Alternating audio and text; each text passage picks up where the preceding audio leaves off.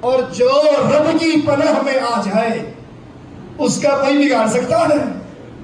اللہ کے لیے اعلیٰ مثال سمجھانے کے لیے بات کہتا ہوں. جو یہ سعودیہ کے ماحول کو ہی رکھ لو، جو کسی امیر کا مکفول ہو انہوں ماڑا بندہ ہاتھ پا سکتا ہے؟ اس کا کفیل امیر ہے، 1 منٹ میں خروج بروا دے گا.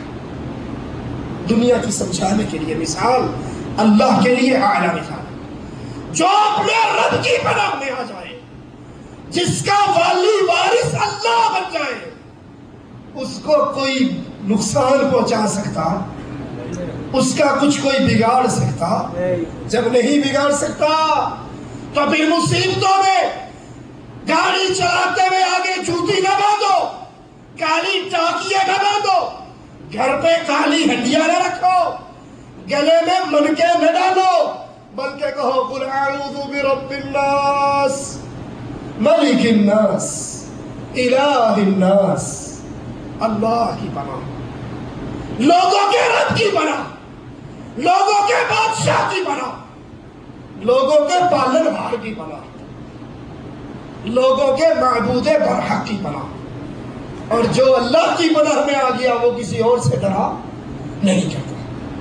اور جب انسان کسی اور کی پناہ میں آتا ہے، حدیث میں آتا ہے نا، جب انسان گزرتے کسی وادی میں پڑاؤ ڈالتے، وادی میں اترتے ہوئے وہ قافلے والے پتہ کیا کہتے؟ وہ کہتے ہیں اس بستی کے سردار جن کی پناہ ہو. جن حقیقت میں انسانوں سے ڈرا کرتے تھے، لیکن جب انسانوں نے خود چمل پورا کیا، کھڑے ہوئے تھے، جن سردار میں رات یہاں بسر کرنا چاہتا ہوں، خیر ہوئے تیرے شتونگڑے مجھے نہ چھیڑے.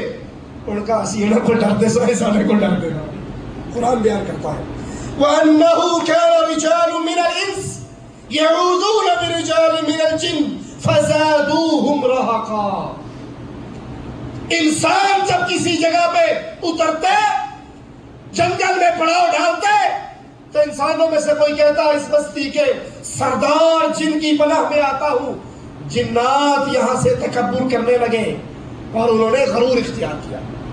رسول اللہ صلی اللہ علیہ وسلم نے انسانوں کو سمجھایا جب تم کسی بستی میں جنگل میں پڑاؤ ڈالو تو وہاں پڑاؤ ڈالنے کے بعد حضرت خولا روایت فرماتی ہیں سمعت رسول اللہ صلی اللہ علیہ وسلم یقول من نزل منزلا فقال اعوذ بکلمات اللہ التامات من شر ما خلق لم يضره شيء حتى يرتحل من منزله. رواہ مسلم.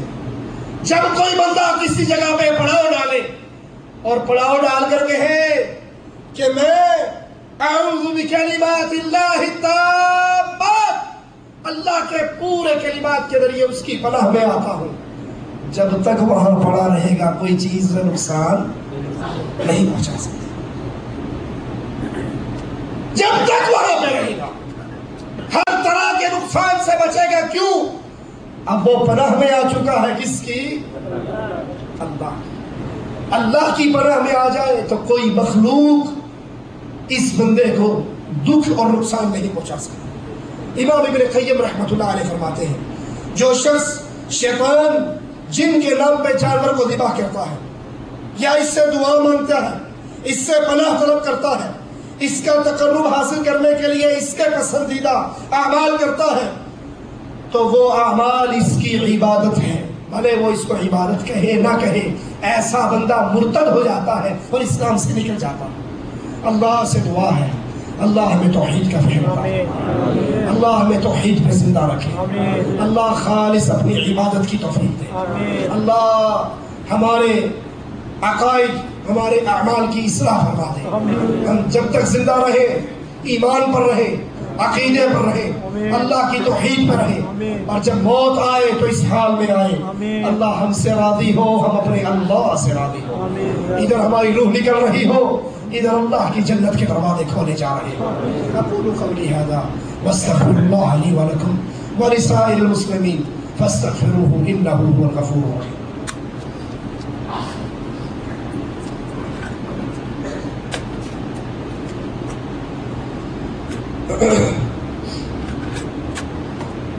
میرا سوال یہ ہے کہ ٹخنوں سے نیچے تہبند رکھنے والے کے لیے کیا حکم ہے؟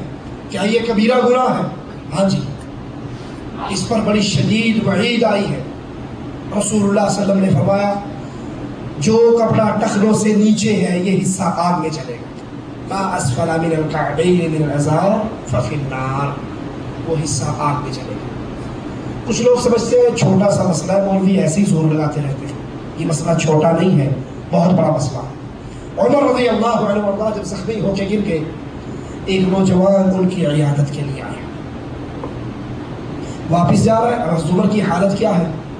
پھٹا ہوا جسم، موت کو گلے لگانے والے ہیں تھوڑی ہی دیر میں۔ نظر پڑی اس کی شلوار اس کے ٹخنے سے نیچے تھی، کہا اس کو بلاؤ، واپس بلاؤ۔ جب قریب آیا کہا میرے بھتیجے اپنے کپڑے کو اونچا کر، تیرا دل بھی پاک رہے گا، تیرا کپڑا بھی پاک رہے گا۔ کچھ لوگ شلوار سے ٹخنے سے بلند کرنے والے پر مذاق فقرے کستے ہیں، مذاق اڑاتے ہیں، چھوٹے بھائی دی پاری کپڑا بچانے لگے، بارش تو نہیں آئی بھی تم نے شلوار کیوں ڈھونڈ لی، پانی تو نیچے نہیں پڑا تم نے کپڑے پر، یہ مذاق ہے۔ ہو سکتا ہے یہ مذاق اس کو اسلام سے خارج ہی کر دے، کیونکہ اسلام کی کسی بات کا مذاق اڑانا یہ انسان کو مرتد کر دے گا۔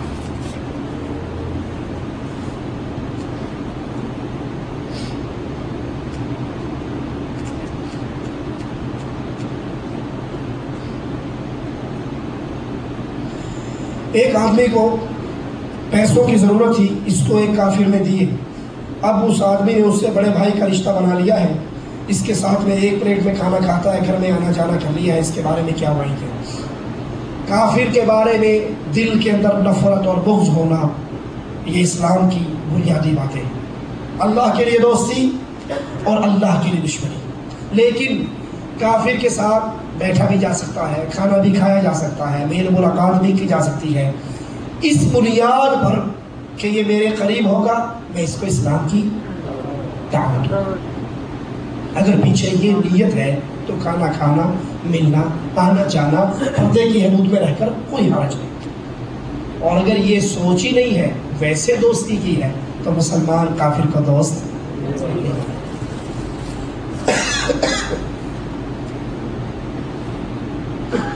مونچھوں کو کاٹنا یا حلق کروانا کون سا صحیح ہے؟ کاٹنے کی روایت آتی ہے، زیادہ افضل ہے کہ حدیث میں آتا ہے قص الشوارب، یہ لبوں پہ جو پڑتی ہے ان کو ترشا جائے، کاٹا جائے۔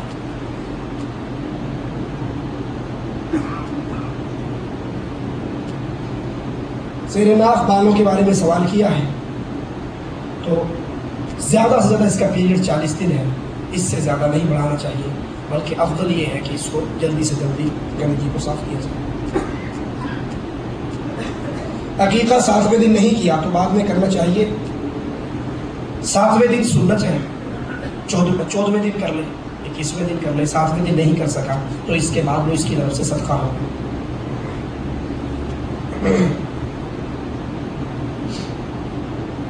کیا کوئی بوڑھی عورت غیر محرم مرد کے ساتھ عمرے یا حج کا سفر کر سکتی ہے؟ اگر کسی عورت نے ایسا کیا تو حج یا عمرہ ادا ہو گیا یا نہیں؟ حج کی جو شرائط ہیں ان شرطوں میں سے عورت کے لیے یہ شرط ہے کہ اس کا محرم اس کے ساتھ ہے۔ اگر محرم اس کے ساتھ نہیں ہے تو اس پہ حج اور عمرہ فرض اور واجب نہیں ہوتا۔ اگر کسی نے کر لیا تو حج تو ٹھیک ہے، لیکن اس نے شریعت کے اس حکم کی خلاف ورزی کی۔ کیا ناخن کاٹنے سے وضو ٹوٹ جاتا ہے؟ ناخن کاٹنے سے وضو ٹوٹ جانے کی ہمارے علم میں کوئی روایت نہیں ہے، یہ نواقض وضو میں سے نہیں ہے، کاٹے جا سکتے ہیں۔ نماز کا طریقہ بھی بتائیں قرآن حدیث کی روشنی میں، یہ بڑا مفصل سوال ہے، انشاءاللہ اس پر پھر اللہ نے موقع دیا تو بیان کریں گے۔ صرف ابھی ایک حدیث اس نماز کے حوالے سے سنا کر بات ختم کرتا ہوں۔ عبداللہ ابن عمر روایت فرماتے ہیں، صحیح بخاری میں یہ حدیث ہے، اور صحیح بخاری دین کی وہ کتاب ہے، حدیث کی وہ کتاب ہے جس پر پوری امت کا اتفاق ہے کہ قرآن کے بعد صحیح ترین کتاب صحیح بخاری ہے۔ عبداللہ ابن عمر روایت فرماتے ہیں، جب رسول اللہ صلی اللہ علیہ وسلم نماز کا آغاز کرتے تو اللہ اکبر کہتے، رفع یدیہما، اپنے دونوں ہاتھ بلند کرتے، حتی حذو منکبہ، اپنے کندھوں کے برابر۔ پہلی بار نماز کا آغاز کہاں سے ہوا؟ اللہ اکبر سے۔